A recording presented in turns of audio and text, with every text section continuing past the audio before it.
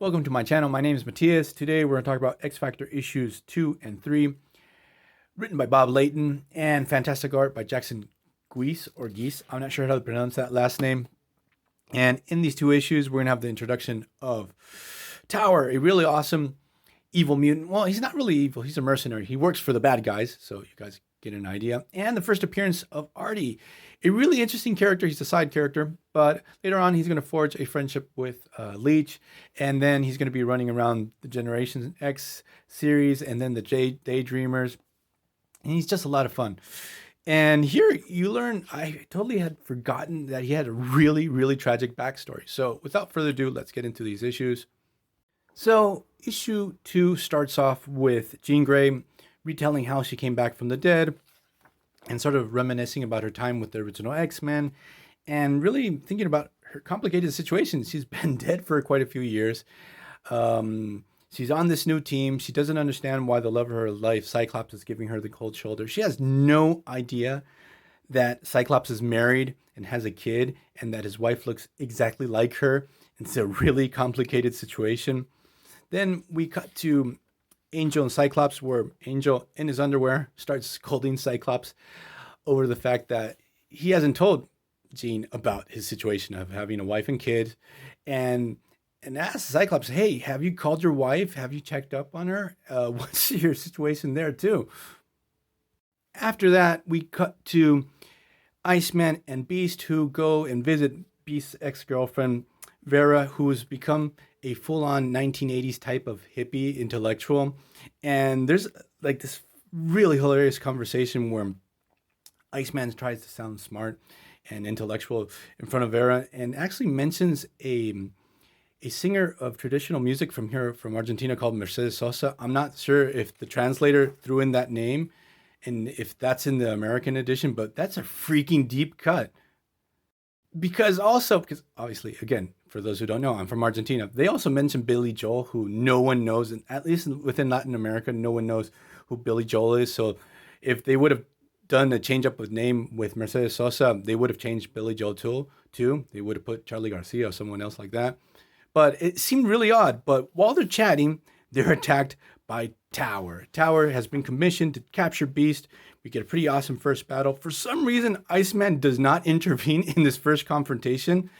Beast gets kidnapped by the evil scientist, Carl. Carl, the dude that was in that standalone Beast story where Beast got Harry in the first place and was working for the Secret Empire. That evil Carl. And after Carl captures Beast, what he does is actually call X Factor, who hunt mutants. That's the whole gist of the X Factor series, that we have a mutant hunting team. And then we have the X-Terminators, who are the ones that actually go in and rescue the mutant in the first place. He calls up X Factor to capture Tower, the mercenary that he had contracted. He's like, that guy's going to be a pest further down the line. I have to deal with him. So why did evil scientist Carl capture Beast? His son, Artie. He's a mutant, and he's very disfigured. He's very grotesque. He's a very sad figure in this whole story. He can't talk. He uses mental projections. He's more powerful than I had remembered. Like, he can get into anyone's mind and project their thoughts. And what Carl is doing is he's going to use Beast's investigations and knowledge about mutations and the X Factor to find a cure for his son. But what evil Carl, I just love saying evil Carl, is going to do is use what he discovers from Beast and his investigations to first try it on Beast. And this is going to lead, spoilers, to Beast losing his fur. So it's going to be easier for Beast later on in the series to work with X Factor in the first place, because with the fur, with his blue fur, he would always be on the sidelines and only working with the X-Terminators. So it's pretty convenient. So X Factor's calling. Obviously, the X-Terminators are the ones that arrive because they know that Tower's tied to the capture of Beast in the first place. We get a really awesome battle where Cyclops, as a true badass, takes down Tower with an optic blast right to the face. Like, Cyclops dealing with a lot of shit. So, like, he again, seems redundant. He's not going to take no shit from no one. Blasts him in the face. Tower spills the beans, tells where evil Carl is and where he probably has Beast.